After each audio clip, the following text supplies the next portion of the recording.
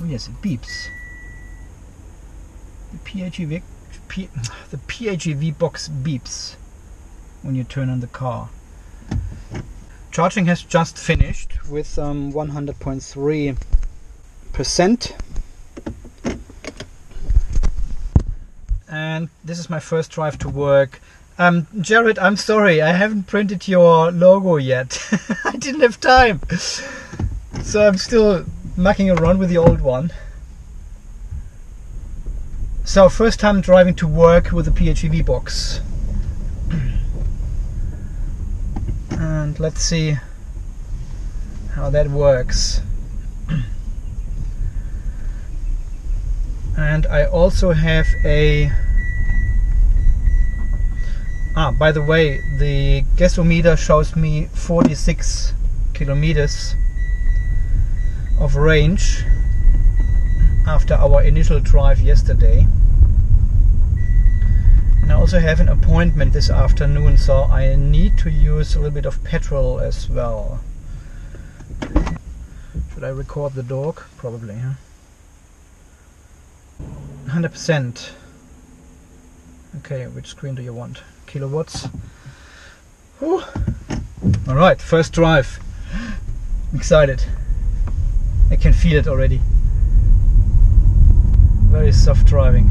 That was insane yesterday. I thought about the first initial drive quite a long time afterwards. I'm still not convinced about all this. So I need more testing. I'm doing testing every day now, basically, for the next 2 weeks, until someone of you guys will win this box. So make sure you log in and link, share and subscribe to gain more entries.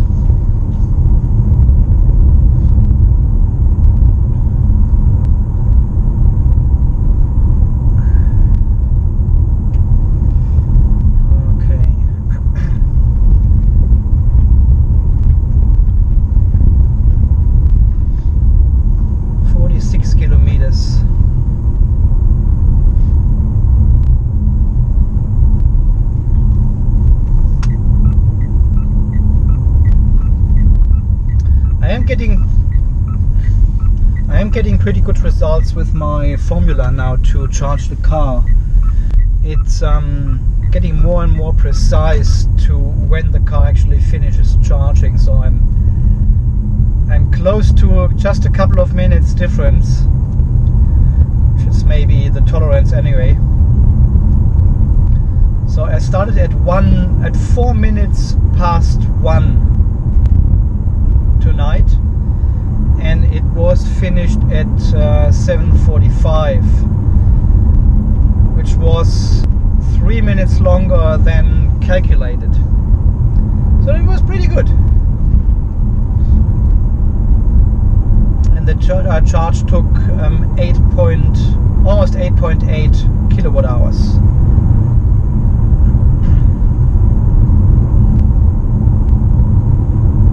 When you predict the full 100% state of health battery is taking 12 kilowatt hours minus the 30% which you can't use, you are coming down to 8.4 kilowatt hours, which is the net capacity of the battery. And I'm charging it with 8.8, so charger loss 10% off. You can see the difference from then 8 kilowatt hours, say 8 kilowatt hours into the battery to 8 point... Oh, look at this, there's a little dog in the trailer. I hope he's secured. Yeah, you can see the difference. Need to pay attention. I cannot talk anymore. Heaps of cars.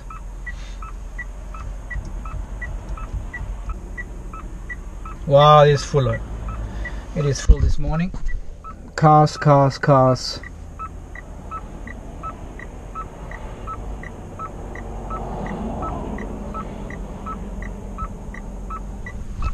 And the truck as well there.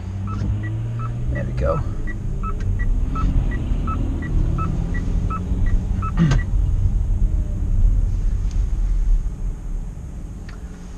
Heaps of cars coming behind us.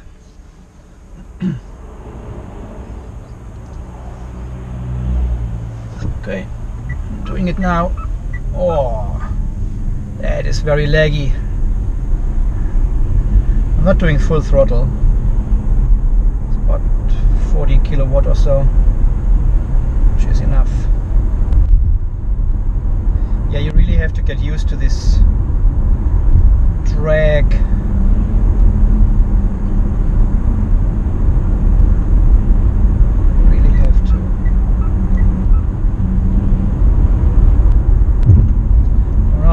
Control 100. Yeah, that's what I said. So I charged the car with 8.8, but 10% loss at least for the charger and heat loss in the battery. So you're ending up with 8 kilowatt, which goes into the battery, and it should have 8.4. So you can roughly calculate how much you have lost already. But this all could be still. This all could be still caused by the software, because the software, the BMS software, knows we have only 32 ampere hours or something on capacity now, not 38 anymore, and it reduces the charging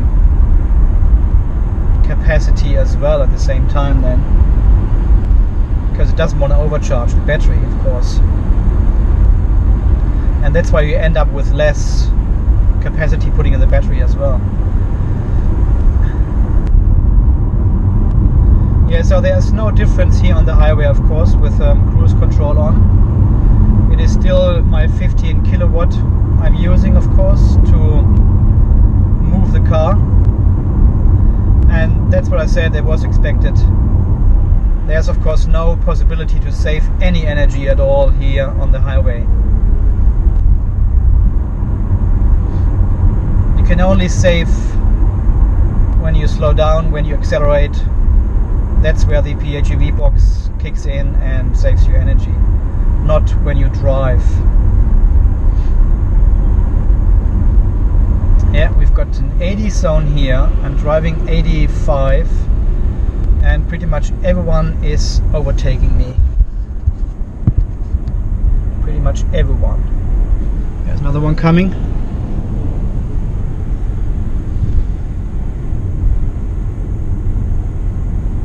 No sense.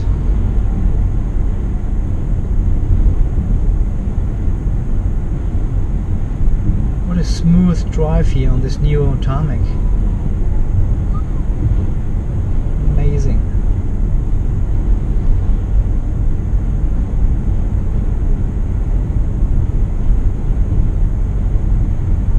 Very quiet.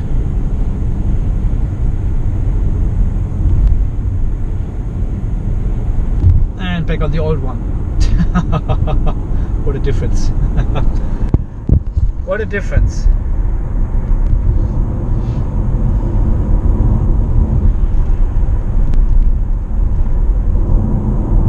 It's still 80. The bus is hammering around.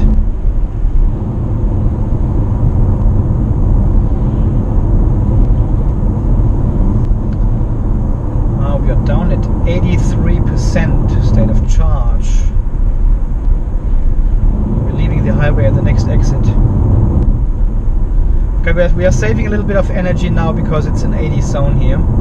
I just used my 6 ampere hours right now, which I usually have at the overpass at the university already. But this might be due because of the lower speed as well, because we are doing close to 90 at the moment.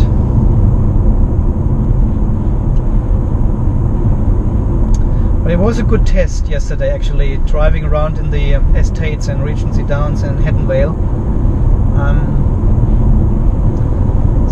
kind of city traffic simulation a little bit, and we have done this 7 or 8 kickdowns, basically accelerations, hard accelerations as well, and still we got 10% more out of the battery than the gasometer showed us would be possible, which is a clear indication that the box works and saves you energy. You just need to get used to this drag when you accelerate, so you have to push further a little bit.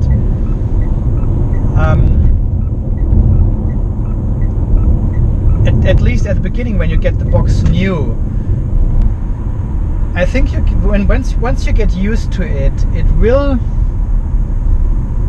you won't push it any further, because you're getting used to this smooth acceleration, to this very, very smooth driving.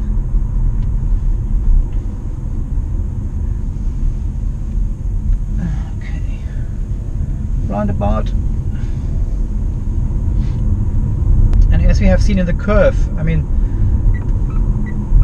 in comparison to the factory curve, which is just a straight line, the one of the PHEV box is far lower, and you are using only 12 kilowatt on output instead of 20 kilowatt at the same pedal position, which is almost half of it. So it's very interesting to experience that.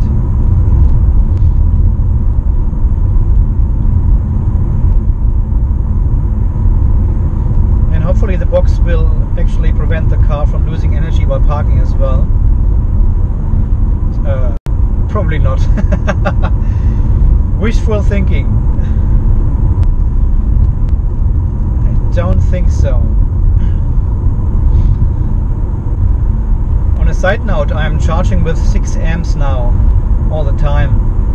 So I'm starting at roughly at 1 o'clock in the night. And then it's ready by 1:40, 1:45, 7. Oh God, Andy. At 7:40, 7:45, as per my calculations. The interesting part is we are having night time temperatures outside of about 15 to 18 degrees Celsius at the moment. So it's getting a little bit colder.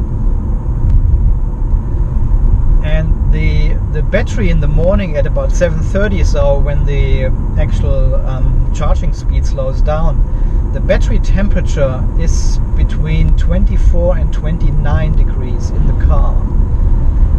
So it seems to be the 6.5 hours of pushing 1.3 or 1.4 kilowatt through the battery while charging is having a good impact on the battery temperature at the moment, and heats up the battery to very nice and very comfortable conditions. So between 25 and 29, that's really in the ideal temperature zone for lithium-ion batteries. So if you live in colder climates, probably charge close to the departure time as well, if possible, to heat up the battery already. And you may want to play around with higher settings as well if you have a switchable EBSE. I think it might be beneficial if you use higher settings if it's colder. I will test this, of course, once we will have colder weather here as well. Because I think the higher the charging speed or the charging power, the higher the heat loss is in the battery. And that's why I think the 6 amp settings are not worse than higher settings, due to the lower heat loss you have in your battery, and cables and charger and everything. So it is a little bit of a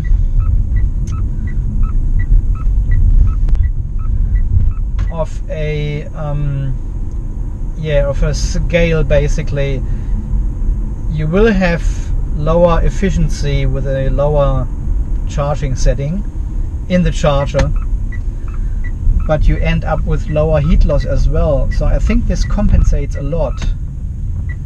against the efficiency of the charger. So at the end, I think they pretty much compensate and are the same. Yep.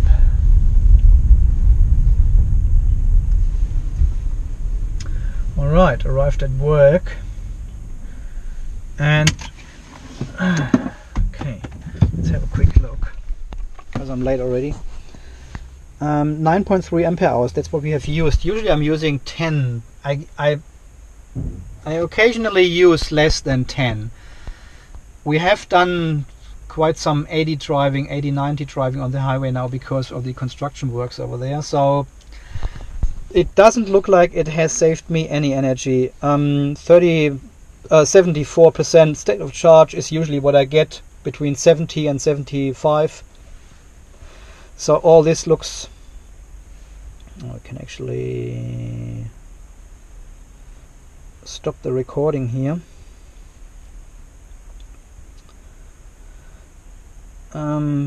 Battery voltage 3.9, 3.96. Yeah, this is all good. What about the... See, we've used 19.2 kilowatt hours. I'm usually above 20, but lower speed, lower consumption as well. Why is this all on feed? I must click on... click on these things here. So at the moment, I would say there's nothing happening while I'm driving like this in this commute here. But as we have seen yesterday, it definitely makes a difference. And once you get used to it and don't do this crazy accelerations anymore while driving, as we have done yesterday, this testing, yeah. I mean, this was insane. It was 7 from the stop uphill full accelerations. That's 50 kilowatt on the battery, which drains it a lot. So I probably have to do this test again, driving around in this estate over there without doing any further acceleration tests and from a full stop, and see how far I can come then, because it looks like it saves you quite a lot in city driving, stop and go. Whenever you slow down, accelerate again, it smooths out these peaks quite a lot. And that's where the box shines at the moment, in the standard setting. Okay, I need to go work. I'm late already. We see you in the next video. Thanks for watching. No, this is not an episode, it's just a quickie. See you in the next video. Don't forget to click on this link and sign up to win this PHEV box. It looks like it's great. Okay, see you then. Bye.